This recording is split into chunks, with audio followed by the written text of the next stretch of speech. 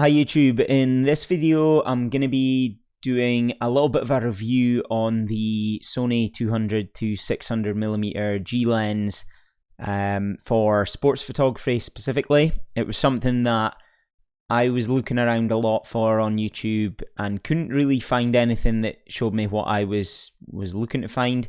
There is one major issue with it as a lens, which I'll talk about at the end of the video, but here's a few clips of a POV from a football game I recently did, and you'll see some of the quality images that you can get. Overall, the lens is absolutely fantastic, and a couple of things I really like about it are obviously the range you get on it. 200-600 can pretty much cover a whole football field. At the wide end on full frame, it can still be a little bit tight in some situations, so I can see why a lot of people use a 70-200, particularly at corners and things like that. But for the vast majority of shots, it's absolutely brilliant. The autofocus speed, it can keep up really well. I was using a A7 III for this video and all the other football games I've done before. No issues with the tracking there. It's not as good as the real-time tracking that you would get on the likes of the A7C or A9, and even the A60-600, which I sometimes use, but it actually does a not bad job, especially when if you've got teams that are playing in two totally different kits. It can do a pretty good job of tracking them. The other thing I really like about this lens is the internal zoom and the fact that the zoom ring itself is really easy to turn, and it doesn't take much to turn it from 200 to 600. It's about a quarter turn of the barrel, so you can zoom in and out really quickly on this, and it's pretty effortless to do so as well. So have a look at this video, see some of the sample shots I've got, and then if you're still here by the end of it, I will talk you through what my major issue is with this lens, although to be fair, you would have this issue with any other super telephoto lens. Enjoy.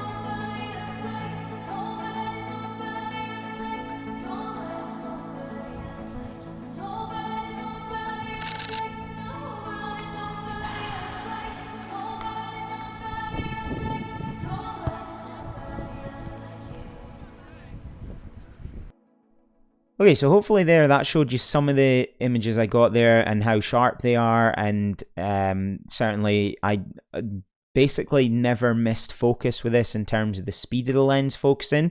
The only times I did miss focus were due to the tracking of the camera, so it was more the A7 III's issue if I ever missed focus with it, but to be honest, it didn't really miss at all. So what's my major issue with this?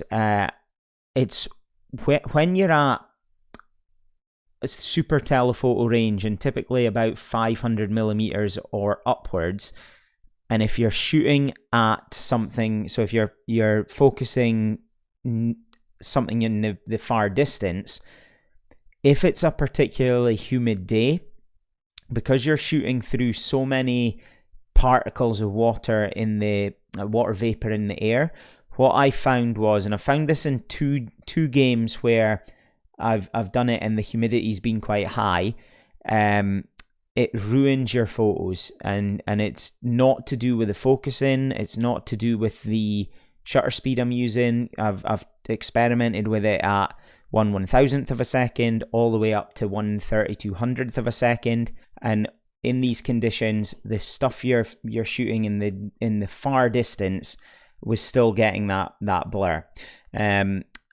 And previously, the camera and lens I'd been using was an A6600 with the Sony 200-600mm, which I'd never seen that before with the Sony lens, the 350mm, but then that's a 350mm focal length, which although you get the like 525mm equivalent field of view, it's still a 350mm focal length, and it's just effectively a cropped image of that full frame look, if you like. So being on full frame, shooting at that 600mm, I found on humid days, you really can't shoot things in the far distance. There's too much water vapor there. If you want to know how much of an issue it is in terms of where can you shoot with it, typically anything from, I mean, obviously the humidity on the day is gonna determine that to an extent, but I found in the couple of games where I've found it to be a bit of an issue, anything inside the half that you can see where I position myself on the goal line, anything that's inside the half nearest to me is absolutely fine. Anything beyond halfway, and these are big pitches I'm photographing on, but anything past halfway tends to be a bit of a struggle. Now, when it's not a humid day, it's fantastic at all distances. Stuff way out the other end of the field, it's superb. And I'll put up a couple of images of some photos I've taken, which might not be the best photos in the world in terms of a sports photo, but just to demonstrate that when the conditions are okay, the stuff in the far distance, other end of the pitch, you can still reach there. Some of these will be cropped a little bit, but just to give you a rough idea of how good the image quality is at those super telephoto lengths for football. And so overall, if you're considering this lens, I honestly can't recommend it enough. As I say, I used to use the 7-8-350 on the crop body, and that's fantastic as well. But what I didn't like about that is the zoom ring is really stiff, and so it takes a lot of effort to quickly zoom in and out, and although the photos from it were great, it just wasn't as fun an experience to shoot with. And the other great thing about the 200-600 is it's so big that you look like a pro when you're out there with it. So there's that aesthetic reason as well, which has nothing to do with the picture quality, but still can sometimes be of some relevance or some importance. And obviously the 7-8-350, you're not getting the same background separation, the foreground to background separation with that as you would a 200-600 out at 600, and being on full frame also then allows you to shoot at night as well, or not at night, but at evening games. I did an evening game recently where I found that up until about 20 minutes into the second half, images were great. Again, I'll put a few up over over me speaking here that you can have a look at. And these were ranging anything from 4000 ISO up to 10,000. When it got to like 8,000 to 10,000 ISO, I thought if you pixel peep and the image doesn't quite look as good, but still usable. And so you couldn't, I would find you couldn't use ISOs that high on the A6600. You'd just have far too much grain for the image to be usable.